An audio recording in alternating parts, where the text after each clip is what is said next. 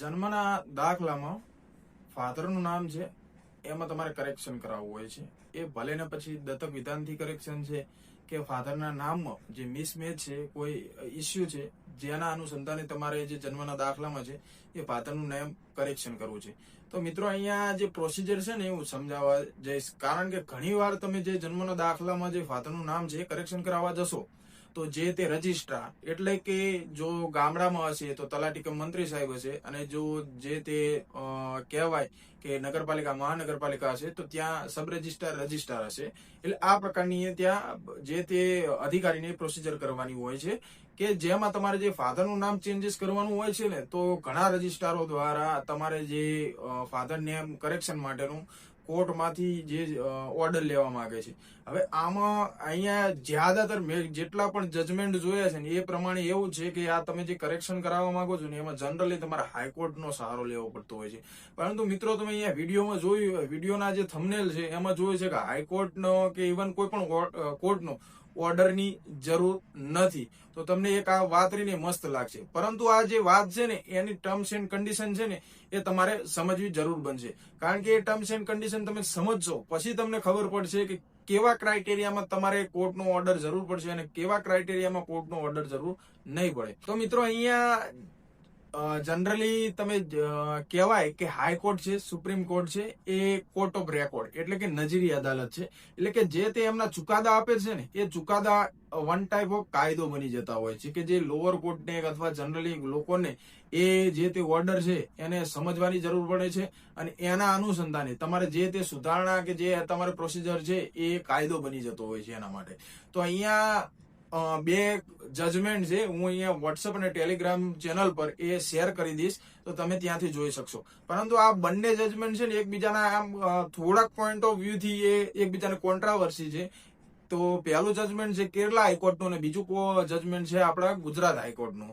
તો તમે આ બે જજમેન્ટ છે ને એ ટેલિગ્રામ વોટ્સએપ ચેનલ પર જોઈ શકશો. પરંતુ બ્રીફલી પહેલા આમાં એક જે આપણા ઓનરેબલ ગુજરાત હાઈકોર્ટનું જે જજમેન્ટ છે એમનું એવું કેવું છે કે જો તમારે ફાધર નેમમાં કરેક્શન કરાવવું છે લીગલી તો એમાં તમારે કોર્ટને ઓર્ડર રિક્વાયરમેન્ટ નથી. જ્યારે કેરલા હાઈકોર્ટનો જે જજમેન્ટ છે ત્યાં એવું કેવું છે કે જે તે કોર્ટનો તમારો ઓર્ડર જોઈ છે પ્રોપર મેનરમાં તમારે જે તે કરેક્શન કરવાનું રહે છે. તો આ જે મેં વાત જણાવી છે એ પહેલા તમે સમજો, એના અનુસંધાને હું મોરલ ઓફ ધ સ્ટોરી તમને સમજાવીશ કે આ પ્રકારની પ્રોસિજર હશે તો આ રીતની સિસ્ટમ બનશે. હવે જે તે તમારે આ કરેક્શન કરવું છે ને તો મિત્રો તમારે સમજવું જોઈશે કે બધા જેટલા લોકો છે ને એટલા એમના ઇસ્યુ હોઈ શકે છે. એટલે કોઈ એક પ્રોપર ઇસ્યુ માટે એક કોઈ પ્રોપર પ્રોબ્લેમ જે છે એના માટેનું એક કોઈ સોલ્યુશન હોય છે. તો તમારે તો પહેલા આ સમજવું જોઈશે.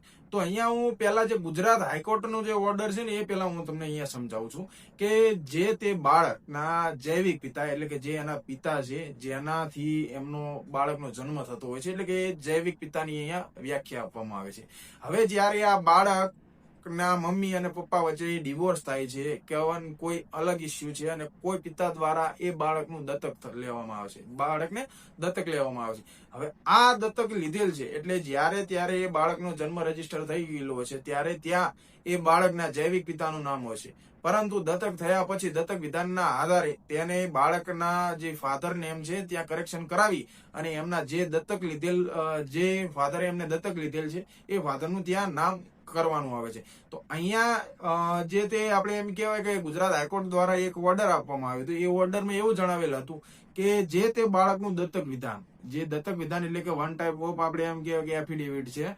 તો એ એફિડેવિટ કે દત્તક વિધાન આપણે જે શબ્દ સમજીએ છીએ એ જો રજિસ્ટ્રાર એટલે કે સબ રજિસ્ટ્રાર કચેરીમાં એ રજીસ્ટર થયેલો હોય એટલે કે તમારી દત્તક વિધાનની જે પ્રોસિજર છે લીગલી પ્રોસિજર છે. એટલે કે જો તમે તમારો જે તે કરાર છે કે જે તમારો એફિડેવિટ છે એ રજિસ્ટ્રાર થયો છે પછી કે એ રજીસ્ટર થયેલ દસ્તાવેજ છે દત્તક વિધાન અને સાથે તમે ગેજેટમાં પણ એને પ્રકાશિત કરો છો તો જનરલી આ પ્રોસિજર છે લીગલ પ્રોસિજર થઈ છે.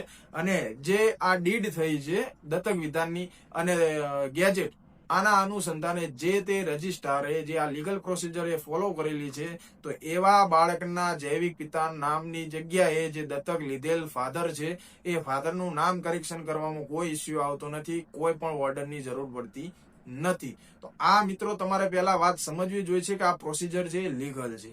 હવે આ બીજો હું કોર્ટનો ચુકાદો આપું છું કેરલા હાઈકોર્ટનો. કેરલા હાઈકોર્ટમાં સિચ્યુએશન એવી હતી કે જે તે બાળક છે એની મમ્મી છે અને એના પિતા છે. તો જે તે સ્ત્રી છે એ ભાગી જાય છે પોતાના બાળકને લઈને પોતાના કોઈ પ્રેમી સાથે. હવે આ સિચ્યુએશનમાં એવું બને છે કે જે તે કપલમાં હતું, જે સ્ત્રી હતી એને થોડા વર્ષો પછી જે પોતાના બાળક હતું એના જે જન્મનો દાખલો હતો એમાં જૈવિક પિતાની જગ્યાએ એમના જે નવા એમના જે પ્રેમી હતા એમનું નામ ચડાવી દેવામાં આવ્યું હતું, જેથી એના જે પ્રોપર જે જૈવિક પિતા છે બાળકના એને આરટીઆઈ કરીને માહિતી માંગી, જે અનુસંધાને જે તે બાળકના પિતાનું નામ એ બદલવામાં આવ્યું હતું. પરંતુ આ મેટર જ્યારે કેરલા હાઈકોર્ટમાં જાય છે ત્યારે અહીંયા કેરલા હાઈકોર્ટ દ્વારા એક જજમેન્ટ આપવામાં આવે છે અને એ જજમેન્ટ રહ્યું ને એ બહુ મસ્ત છે. અહીંયા એવું જણાવવામાં આવ્યું હતું કે બાળકનું દત્તક વિધાન કે જે તે તમે સિસ્ટમ એ કરી વાંધો નથી, પરંતુ એના જે જૈવિક પિતા હતા એને તમે કોઈ નોટિસ આપી નથી, જે તે રજિસ્ટ્રારે જેને એ સુધારણા કર્યા છે.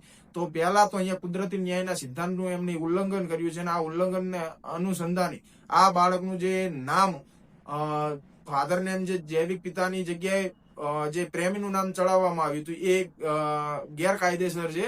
કેમ કે જે જૈવિક પિતા હતા એમને નોટિસ આપવી જરૂર બનતી હોય છે. તો આ બંને જજમેન્ટ છે આપણી વોટ્સએપ અને ટેલિગ્રામ ચેનલ પર હું અપલોડ કરી દઈશ, ત્યાંથી તમે જોઈ શકશો. આ પ્રકારના અહીંયા એ જે તે નોટિસ સાથે કહેવાય તો કે અહીંયા કોર્ટનો હુકમ એ મેન્ડેટરી બની જતો હોય છે. એટલે આ બંને જે મેટર હતી એ એકબીજાને કોન્ટ્રાવર્સી હતી.